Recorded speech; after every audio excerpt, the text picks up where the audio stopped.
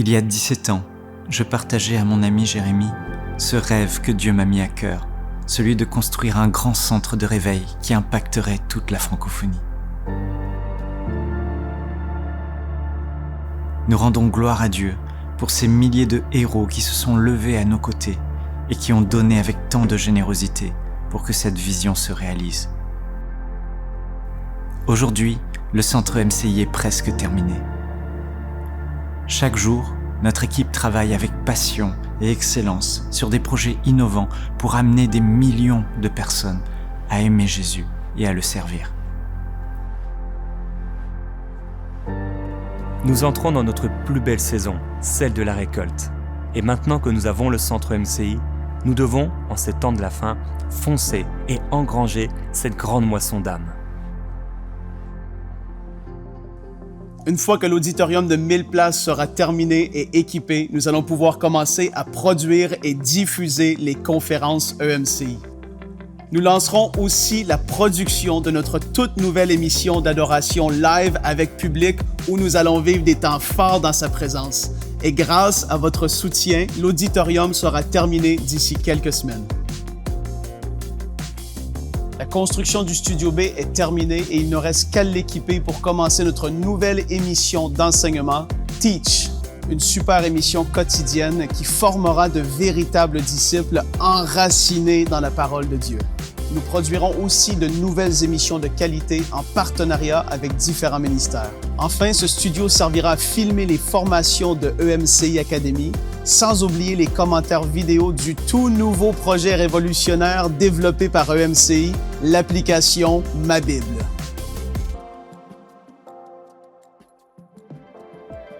En 2007, un matin à mon réveil, l'Esprit de Dieu m'a clairement parlé et il m'a dit « Michael, il faut que tu crées une application biblique et tu verras, elle portera encore plus de fruits que tout ce que vous avez fait jusqu'à maintenant. » Il y a 2 ans, le Seigneur nous a dit qu'il fallait aller de l'avant avec le projet. Alors, on a fait un pas de foi et Dieu a amené tous les équipiers qu'il nous fallait pour pouvoir développer cette merveilleuse application. Récemment, j'ai eu l'occasion de partager la vision à mon ami Éric Sellerier. Il a tout de suite été super emballé par le projet. Et moi, je suis tellement heureux de pouvoir collaborer avec lui, de pouvoir travailler avec lui sur un projet d'une telle envergure. Je crois que le projet Ma Bible va être explosif. Et il va toucher des millions de gens. Ça, c'est un projet inspiré par Dieu. Et quand Dieu inspire des projets avec sa parole, alors ça peut devenir juste extraordinaire, parce que Dieu veut que sa parole, elle aille dans le monde entier, elle parcourt la terre, elle soit diffusée, elle soit méditée. La Bible est vivante et c'est à travers elle que Dieu nous parle et nous voulons que l'application Ma Bible soit tellement qualitative et à la fois attrayante, à la fois user-friendly que toutes les générations, y compris les jeunes, prennent plaisir à la méditer.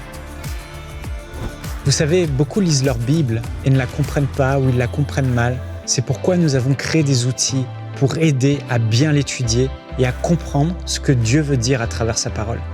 Par exemple, je peux comparer un verset dans plus de 15 traductions en français, sans compter toutes les autres langues. Je peux aussi en un clic trouver les versets liés à un passage. Je peux aussi lire les commentaires bibliques ou encore découvrir la définition Strong des mots grecs ou hébreux. Une des choses innovantes que je préfère dans l'application, ce sont les commentaires vidéo.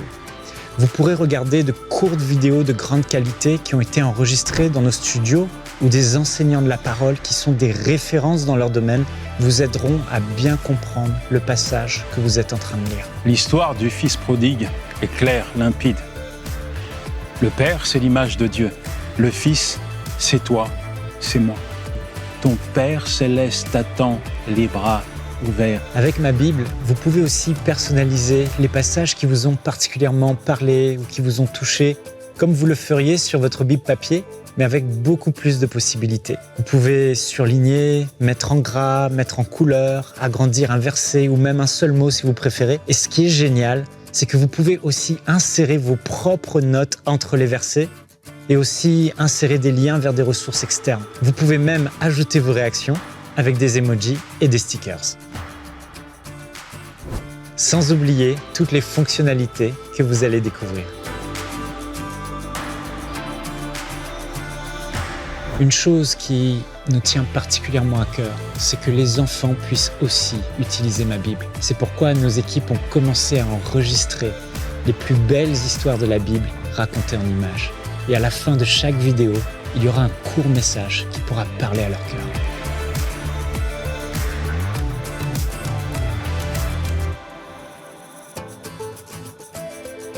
Notre prière à EMCI est que ma Bible devienne ce puissant outil entre les mains du Seigneur qui l'utilisera pour amener une passion nouvelle dans le cœur de ses enfants pour sa parole et pour amener un grand nombre de personnes à rencontrer le Seigneur Jésus.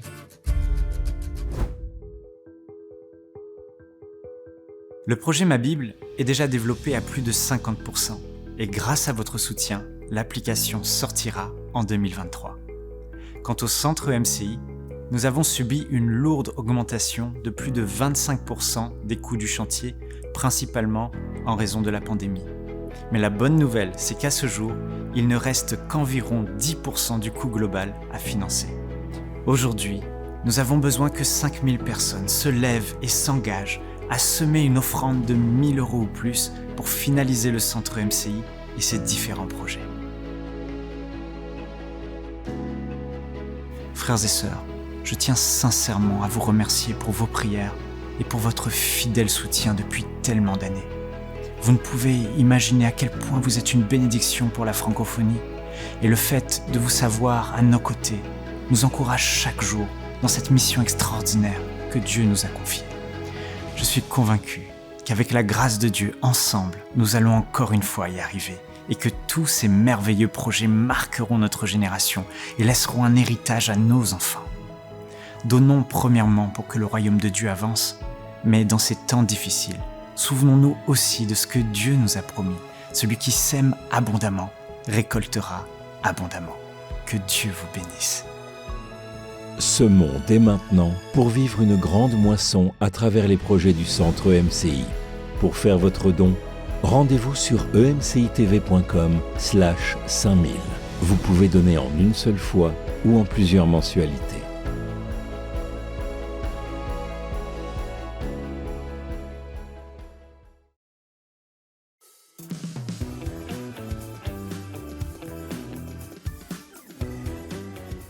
Bonjour à tous et bienvenue dans cette nouvelle semaine de Bonjour chez vous. J'espère que vous avez passé un excellent week-end. Cette semaine, on vous prépare des nouvelles émissions, des belles émissions, des merveilleuses émissions, j'ai envie de dire. Et aujourd'hui, je suis avec Annabelle et mon mari Omer. Comment allez-vous? Super Merci bien. Nadine. Vous avez Très passé bien. un beau week-end? Oui. Et toi, t'es prête pour ta semaine de Bonjour chez Je vous? suis prête pour ma semaine de Bonjour chez vous. Frank arrive bientôt. Frank arrive pour un flashback. Ton mari sera là aussi. Oh, Waouh, tu vas être bien entourée. Oui, ça va être des merveilleuses émissions. Comme je l'ai dit, on a un beau programme cette semaine. Et aujourd'hui, on va parler du citoyen, d'être un citoyen du royaume des cieux. À quoi ressemble un chrétien? À quoi ressemble un citoyen du royaume des cieux? Qu'est-ce que ça veut dire être citoyen du royaume des cieux? Et en deuxième partie d'émission, on aura une rubrique Réponse d'experts, une capsule du pasteur Donato Anzalone que vous connaissez, qui va parler de que signifie rechercher le royaume de Dieu selon sa justice. Il va nous en parler tout à l'heure. Alors, on va commencer avec toi, Annabelle, si tu veux bien? Oui. D'accord. On commence tout de suite dans la pensée du jour.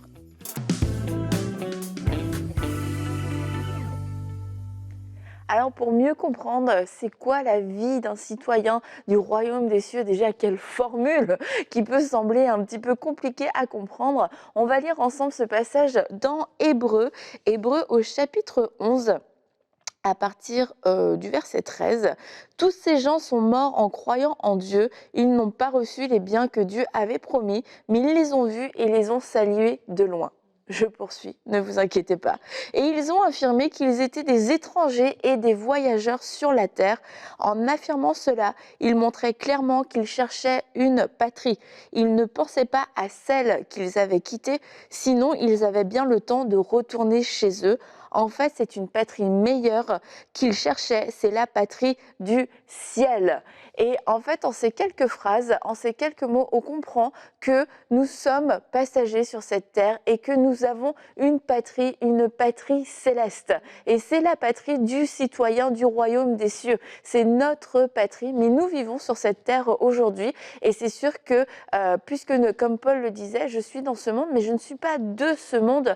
Et je dois me rappeler en tant que citoyen du royaume des cieux que j'appartiens à une autre patrie. Et comment une des choses qui va pouvoir nous aider, qui doit nous aider, c'est de pouvoir se détacher de toute cette vie qui est passagère, comprendre que cette vie n'est que passagère, c'est une fumée, c'est une vapeur, comme la parole nous dit, et de nous attacher aux choses d'en haut. Je ne pourrais pas vivre la vie d'un citoyen du royaume des cieux si je ne vis qu'une vie naturelle, une vie terrestre, si je ne vis que pour le travail, que pour les factures, que pour l'argent, les choses qui fonctionnent dans ce monde, parce que je viens d'un autre royaume, avec d'autres lois, avec d'autres principes, mais aussi avec d'autres promesses et d'autres responsabilités. Et si je ne fais que regarder à cette vie ici, à cette vie sur la terre, eh bien je vais me faire complètement aspirer par ce rythme, par ce système, et je vais oublier de regarder en haut, je vais oublier de m'attacher aux choses d'en haut, de mettre de l'énergie pour le royaume de Dieu. Et c'est pour ça que une des premières choses, c'est de pouvoir se dire, je n'appartiens pas à ce monde, je suis passager sur cette terre.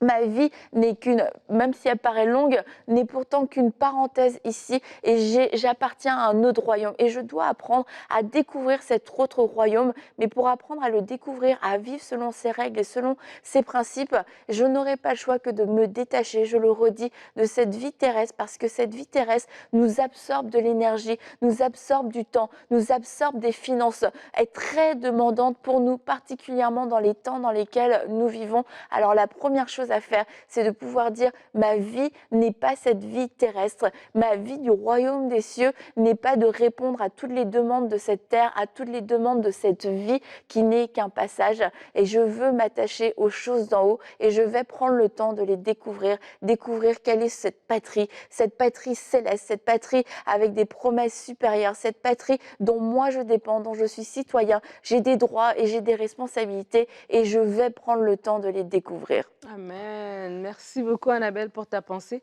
Quand tu parlais, ça me rappelle une conversation que j'ai eue avec mon fils récemment. Nos enfants sont adolescents et ils sont vraiment... ils vivent des belles choses avec le Seigneur ces derniers temps. Et on parlait comme ça. Et je lui parlais de l'importance de la vie de l'esprit, justement. Parce que quand on est enfant de Dieu, on est chrétien, on pense à, OK, est-ce que c'est vraiment juste des règles? Je dois faire ça, je ne dois pas faire ceci. Et c'est comme si la vie chrétienne, la vie du royaume, c'est une vie de règles, un ensemble de règles et de choses et de lois comme ça. Et je lui disais, en fait, l'importance d'inclure l'esprit là-dedans. Tu parles dans ta pensée d'avoir la pensée de l'éternité, la pensée du après, ne pas être pris dans le quotidien. Et bien, je crois que justement, lorsqu'on inclut le Saint-Esprit, ça nous fait qu'on vit une vie du royaume des cieux qui n'est pas une vie de règles, mais qui est une vie qui est puissante, qui est forte, qui va nous donner, oui, des couronnes dans l'éternité, mais même sur terre, on aura un impact. Et pour cela, je vous invite à lire ensemble notre verset du jour qui va se retrouver dans Romains 14 au verset 17 et qui va bien résumer la pensée.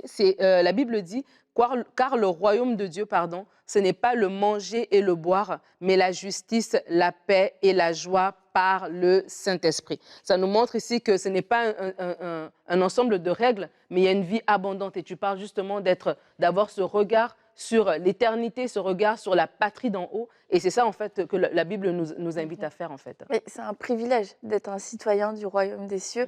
Et sur cette terre, au final, nous sommes les personnes les plus libres parce que nous ne sommes pas soumis à la maladie, nous ne sommes pas soumis à la pauvreté, au manque, nous ne sommes pas soumis à la malédiction. On n'est pas soumis à ces règles. On a la puissance par le Saint-Esprit de pouvoir dominer sur ces règles et de pouvoir être vainqueur. Et c'est ce qui va nous rendre les plus libres. Maintenant, aujourd'hui, aujourd'hui, on sait que la terre, ce monde est soumis à la puissance du diable, de Satan, et qui veut assujettir, qui veut faire établir son royaume, que les ténèbres avancent de plus en plus. Et c'est pour ça que je pense qu'en tant que citoyen du royaume des cieux, quelquefois on se dit, mais cette vie est dure sur cette terre, mais parce qu'on va vivre ce tiraillement, parce qu'on a connaissance d'une patrie qui est meilleure, et on a en nous la vie de l'esprit, la loi de l'esprit qui nous dit, mais c'est pas normal. Et en même temps, on a cette chair qui dit, mais j'ai envie de vivre cette vie charnelle et terrestre. Et puis il y a notre esprit qui dit, non, tu viens d'un royaume supérieur, tu as des droits supérieurs, tu peux dominer sur le mal. Et c'est pour ça qu'en tant que ceux qui le vivent mal, je pense, c'est parce que il y a un déséquilibre, la chair est trop forte. Et quand la loi de l'esprit peut pleinement s'exprimer dans une vie, bien en fait, tu méprises, entre guillemets, cette vie sur la terre, tu lui accordes pas toute cette importance. Et c'est pour ça que tu peux dire ces légères afflictions qui semblent être la fin du monde, qui pourtant sont des légères afflictions mises dans un contexte d'éternité. Amen. Oui. Mais c'est ça, en fait, qui nous donne, en fait, l'espoir aujourd'hui. L'espoir, en fait, le chrétien, en fait, n'utilise même pas le mot espoir, il utilise le mot espérance, parce que l'espérance est une certitude de ce qui vient, une certitude que, qu'importe ce que je traverse aujourd'hui, eh bien, il y a un lendemain qui sera meilleur. Et j'aimerais parler à des gens qui sont dans des pays où les conditions économiques ne sont pas les meilleures. Et vous vivez dans la vérité et vous ne trichez pas. Et vraiment, c'est difficile, en fait, de vivre la vie du royaume dans un endroit où, en fait, tout le monde triche, tout le monde, en fait, enfreigne les lois et tout. Mais vous avez décidé. Et la bonne nouvelle, c'est que un jour, le Seigneur vous dira « bon et fidèle serviteur ». Bon et fidèle serviteur ne sera pas simplement pour les gens qui prêchent, ça sera pour les gens qui auront choisi de vivre la vie du royaume dans des conditions difficiles où tout te pousse à abandonner, à tricher, à faire vraiment des choses qui feraient ton intérêt. Mais tu as choisi de dire « Jésus seul, Jésus est mon rempart ». Il y aura une récompense en cela. Alors, j'aimerais qu'aujourd'hui, vous ayez vraiment ce regard et de fixer sur l'éternité cet espoir que votre délivrance arrivera le jour où Christ apparaîtra. Amen, amen. Et ça, je vous entends parler, je me dis, c'est profond ce que vous êtes en train de partager. Puis on voit que vous êtes des chrétiens profonds, bien assis dans votre vie avec le Seigneur, mais ce n'est pas le cas pour tout le monde. Et alors qu'on est on est dans la campagne dedans, on est dans cette campagne des 5000 semeurs, je me dis en fait, c'est ça, moi, un des projets que la campagne porte, c'est le projet Ma Bible. Et le projet Ma Bible va amener justement vous et moi et d'autres personnes qui ne font pas encore partie du royaume à découvrir le Seigneur par sa parole, parce que c'est par là qu'on découvre le Seigneur, par là qu'on s'affermit, c'est par là qu'on grandit, c'est par là que le Saint-Esprit nous enseigne en fait, parce qu'il nous conduit dans la vérité, il nous révèle qui est Jésus de l'Ancien Testament, de Genèse à Apocalypse, le Saint-Esprit nous conduit. Et cette application va venir aider, va venir asseoir justement cette notion de l'identité de nous en tant que citoyens du royaume des cieux. Tu parlais de l'importance de savoir que lorsque je suis citoyen du royaume, quelles sont mes responsabilités, mais quels sont mes droits. J'ai droit à la santé divine, j'ai droit à être pourvu, j'ai droit à la protection de Dieu, etc., etc. Tous ces éléments-là vont être compris par ces outils qui vont être mis à disposition. On parle d'un auditorium qui doit être terminé, dans lequel il y aura des conférences de réveil, dans lesquelles il y aura des concerts de louanges, et dans lesquels il y aura de la qualité qui va être produite. On parle du studio qui va être terminé pour des enregistrements, etc. Et c'est ça, en fait. Et vraiment, je veux vous inviter, alors qu'on parle de ce thème-là, et peut-être pour vous, c'est un thème qui est accessible, parce que vous comprenez tout de suite c'est quoi être un citoyen du royaume, vous comprenez tout de suite quelles sont vos responsabilités et vos droits. Mais pour d'autres personnes, comme Annabelle, tu disais, il y a encore un tiraillement. On ne sait pas, il y a ma chair qui me parle, il y a mon esprit qui me parle. Comment me positionner?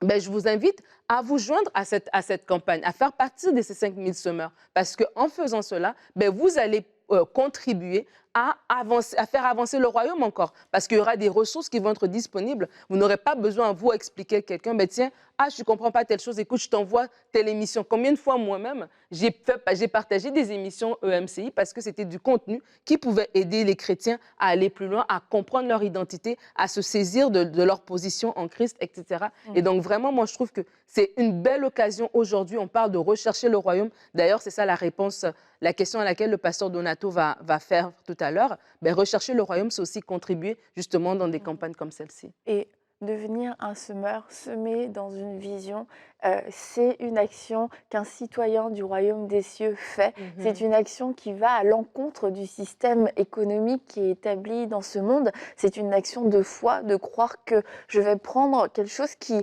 m'appartient et je vais le donner pour une vision qui n'est même pas la mienne, qui me dépasse, dans laquelle je ne travaille pas, mais pourtant je crois que ça va servir à ma patrie, je crois que ça va servir à mon royaume. Et ça, c'est vraiment ce qu'un citoyen du royaume des cieux fait, parce qu'il a la pensée du royaume, il a la pensée des intérêts du royaume. Et c'est sûr que c'est une attitude de cœur qui va, je le redis, à l'encontre de ce qu'on peut voir aujourd'hui, surtout dans le domaine des finances. Absolument. Et un des versets, moi je me rappelle quand j'étais toute jeune chrétienne, un des premiers versets que j'ai appris par cœur, c'est le Matthieu 6,33 qui dit de rechercher le royaume des cieux et sa justice. Mais qu'est-ce que cela signifie exactement? Pasteur Donato nous l'explique tout de suite dans la rubrique Réponse d'experts.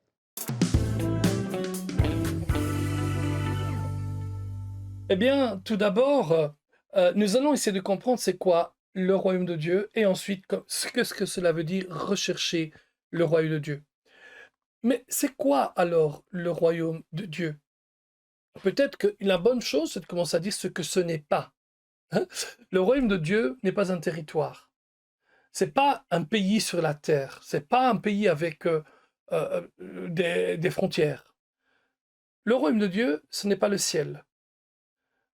Le royaume de Dieu, ce n'est pas l'Église.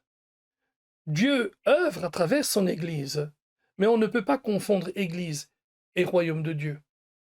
Le royaume de Dieu, ce n'est pas un territoire, mais c'est une puissance dynamique de Dieu. Ce n'est pas non plus une délivrance politique des opprimés. Mais voyons plutôt c'est quoi le royaume de Dieu dans la parole de Dieu. Qui dit royaume dit roi. Ainsi, le royaume de Dieu, c'est la présence puissante et la seigneurie de notre roi Jésus. Le royaume de Dieu est un royaume spirituel qui se répand dans les cœurs de ceux qui ont reçu Jésus comme Seigneur et Sauveur personnel. Le royaume de Dieu se trouve partout où Jésus est Seigneur. Le royaume de Dieu est en fait une garantie pour le croyant que s'il marche dans l'obéissance et la soumission au roi, le croyant recevra sur cette terre les bénéfices et la qualité de vie offertes à tous les habitants de ce royaume. Donc on peut résumer en disant que le royaume de Dieu, c'est le règne et la présence du Dieu souverain dans nos vies. C'est le domaine dans lequel la volonté de Dieu s'accomplit. Là où il y a le royaume de Dieu, la volonté de Dieu s'accomplit. Alors, pour comprendre ce que cela veut dire de rechercher d'abord le royaume de Dieu, mais voyons de nouveau le contexte. Rappelez-vous, le contexte, c'est la règle d'or pour pouvoir interpréter la parole. Le contexte se trouve dans Matthieu 5, 6 et 7. C'est ce qu'on appelle le sermon sur la montagne. Matthieu 6, 33 dit « Cherchez d'abord le royaume de Dieu ». C'est dans le sermon sur la montagne où Jésus enseigne les grandes lignes spirituelles, les grandes lois spirituelles par lesquelles le chrétien doit vivre la vie de l'amour. Amen. C'est la loi de l'amour, c'est l'accomplissement de la loi, et cela est clairement exprimé par le Seigneur dans sa parole. C'est l'accomplissement de la loi, et c'est ce qu'on appelle aussi la règle d'or quelque part. Jésus le dit. Tout ce que vous voulez que les hommes fassent pour vous, faites-le de même pour eux, car c'est la loi et les prophètes. Matthieu 7, 12. C'est la loi de l'amour. On va vers l'autre, on pense à l'autre, on se sacrifie pour l'autre. Le royaume de Dieu, c'est les autres d'abord, bien le contraire de ce que Jean-Paul Sartre disait quand il disait l'enfer, c'est les autres. Non. Dans ce sens, Jésus continue aussi ce sermon au chapitre 6 à partir du verset 25. Et il enseigne de ne pas s'inquiéter. Pour cela, il appelle à notre imagination 3 illustrations simples à comprendre. Les oiseaux du ciel, bien qu'ils ne travaillent pas, votre Père céleste prend soin d'eux. Considérez, dit-il, les lys des champs, ils ne travaillent pas et ne tissent pas, mais même Salomon, dans sa grandeur, n'a pas été vêtu comme l'un d'eux. Et ici, il continue, si Dieu revêt l'herbe des champs qui est passagère ou éphémère, ne vous vêtira-t-il pas à plus forte raison? Et donc, il continue, ne vous inquiétez donc point, et ne dites pas, que mangerons-nous? Que boirons-nous? De quoi serons-nous vêtus? Mais dit-il, cherchez premièrement le royaume de Dieu et sa justice, et toutes ces choses vous seront données par-dessus. Alors, il commence cela au verset 25, mais le verset 25 suit le verset 24, qui dit « Nul ne peut servir deux maîtres. Vous ne pouvez servir Dieu et Mammon. C'est pourquoi ne vous inquiétez de rien. On ne peut servir Dieu et Mammon. C'est pourquoi ne vous inquiétez de rien. » Alléluia. Nul ne peut servir deux maîtres, Dieu et Mammon. C'est pourquoi ne vous inquiétez de rien. Et c'est là, quand il parle de ces trois illustrations, les oiseaux, les lys et l'herbe éphémère. Et il termine en disant de ne pas nous inquiéter pour ces choses, car, dit-il, votre Père Céleste sait que vous en avez besoin. Comment alors obtenir ces choses? En cherchant d'abord le royaume de Dieu. Voyez-vous, si au lieu de m'inquiéter pour le manger, le boire, le vêtir, je cherche le royaume de Dieu, le Seigneur me donnera tout ce dont j'ai besoin. Amen. On peut partager donc ce verset en deux parties. Chercher le royaume de Dieu et sa justice, qui est littéralement la même chose, et recevoir ce dont nous avons besoin. Amen. Chercher d'abord le royaume de Dieu, donc, signifie mettre Dieu et ses principes en premier lieu dans notre vie. C'est de remplir nos pensées de ses désirs, de nous empreindre de son caractère, prendre son caractère pour modèle, et le servir et lui obéir en toutes choses. C'est donc quoi rechercher le royaume de Dieu? Tout d'abord, seul quelqu'un qui connaît Jésus comme son sauveur personnel peut chercher le royaume de Dieu et vivre dans cette vie de quête constante. Nous devons rechercher les choses de Dieu en priorité par rapport aux choses de ce monde. Cela veut dire que nous devrions aimer plus Dieu que les choses.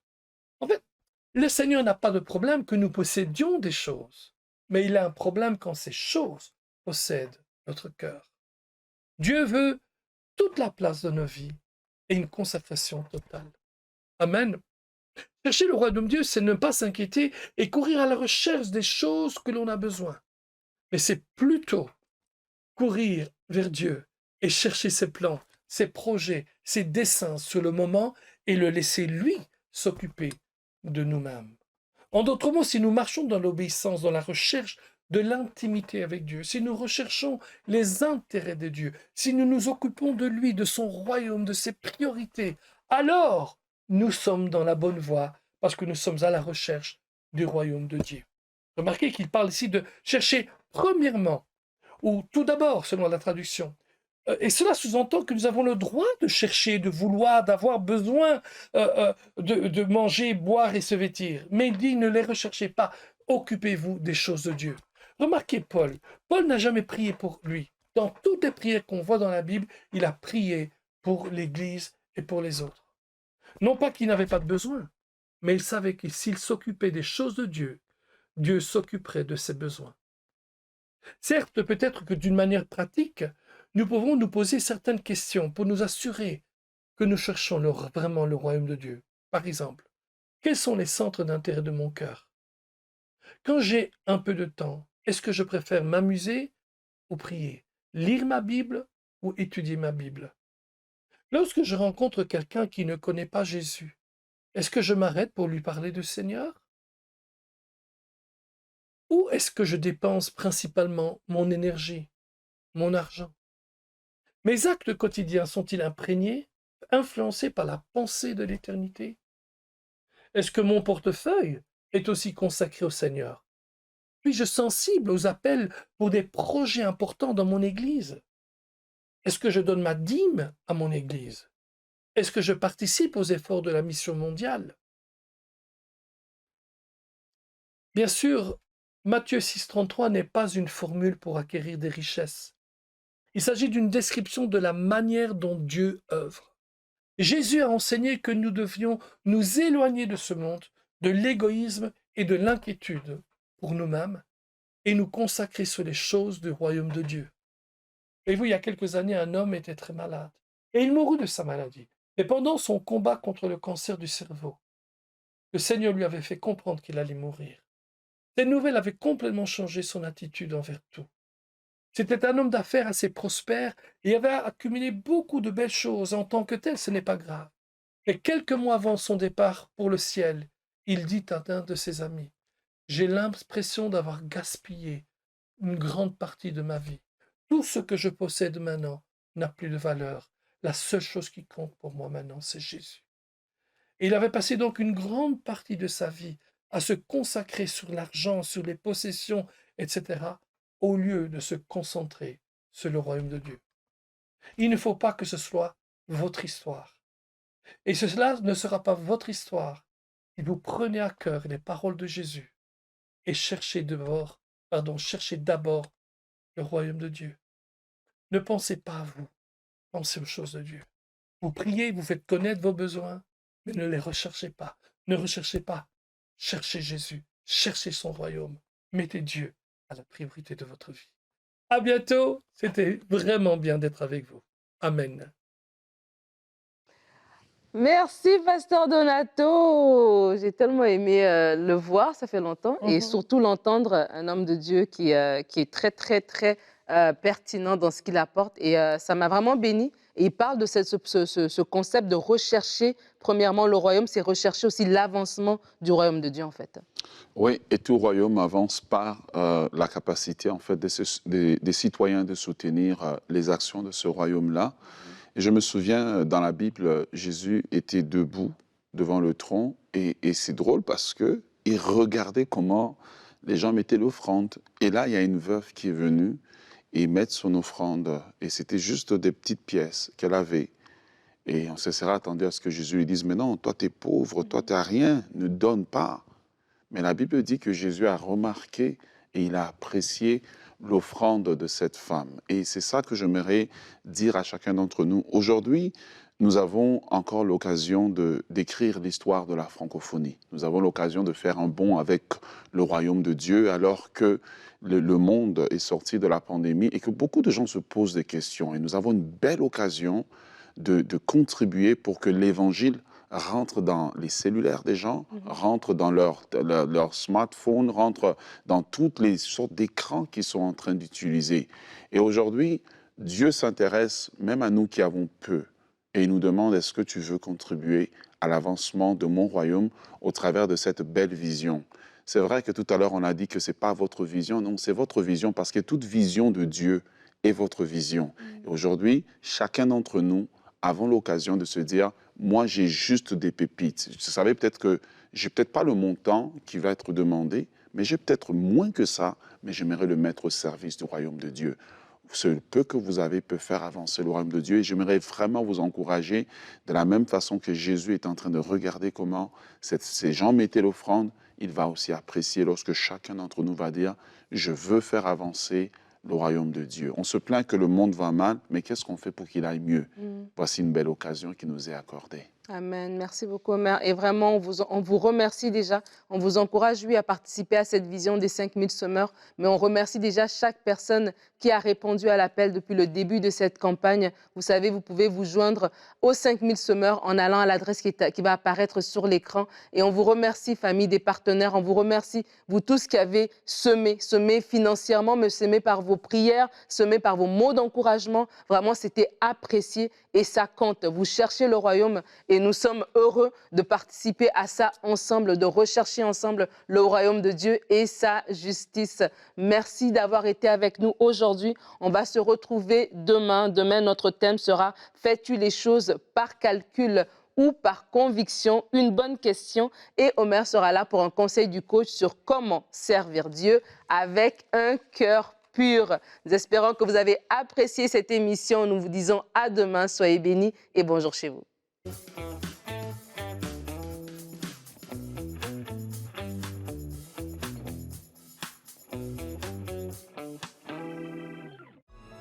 Semons dès maintenant pour vivre une grande moisson à travers les projets du Centre EMCI.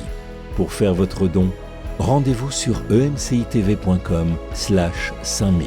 Vous pouvez donner en une seule fois ou en plusieurs mensualités.